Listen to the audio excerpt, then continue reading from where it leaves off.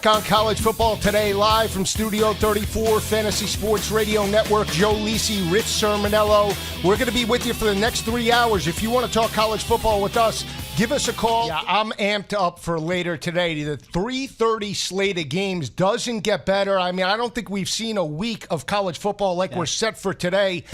Huge matchup taking place at 3:30. NC State and Ryan Finley on the road in South Bend to face Brandon Woodbush, fresh off their dominating victory over the USC Trojans. Whoever wins today, oh boy, will get a turnover chain with the other person's face on it. Yes, as the champion. That seems like an apropos punishment. That would, and you have to wear it the whole show. I had such an early lead, and I squandered that lead. That's right. The oven mitt. Remember the oven mitt? I remember the oven mitt. Yes. And I should have to wear You're that having chain. flashbacks of the oven mitt. If I cannot hold you off, I should have to wear that chain. I'm coming down hard down the stretch. I'm whipping it all the way home. I think they need to be more aggressive on first and second down. They need to open up the passing game. Not so much how many times per game you pass, but when you pass. If you're aggressive on first and second down, attack Alabama straight on with seam routes, post patterns, dig patterns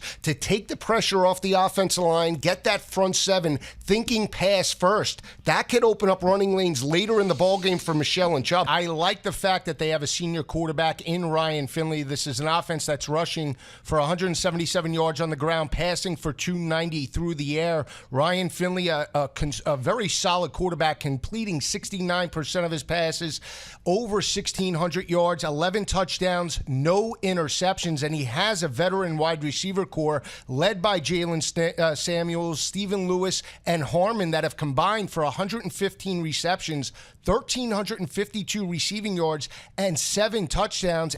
I think Lamar Jackson has more potential in terms of upside than Baker Mayfield, so he'd be my top 10 pick. But it's because of his athleticism and his ability to put pressure on opposing defenses on the perimeter. They now kick off at 12 o'clock to face ACC opponent Virginia. Miami's won 3 of the last 5 by 15 points per game. They picked up this victory last year in Charlottesville, 34-14. You mentioned offensively, you averaged 38 points per game in 2015, 223 rushing yards per game, 291 passing yards per game, 13 of the 15 games. You completed over 60% of your passes. Your quarterback, Deshaun Watson, completed 67% of his passes, 35 passing touchdowns, 12 rushing touchdowns. What can he do better in 2016 to lead your offense? Wow, I need to hire you to come be our stats guy, man. People want to see expansion. I personally don't. I don't want to see college football go the way of college basketball where the regular season is non-existent, but the sentiment is there to push it to 8.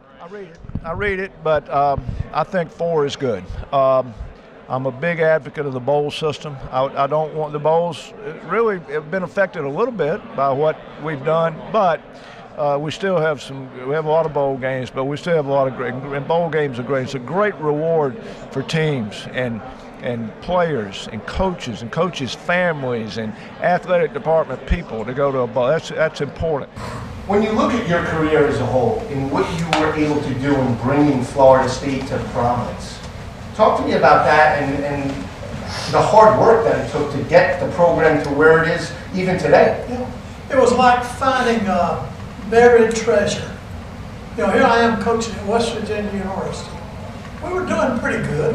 We were going to bowl every other year and winning more than we lost. And then Florida State called and said they were looking for a head coach.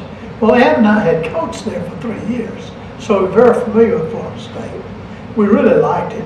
We liked Florida because we were raised in Alabama, coached in Georgia.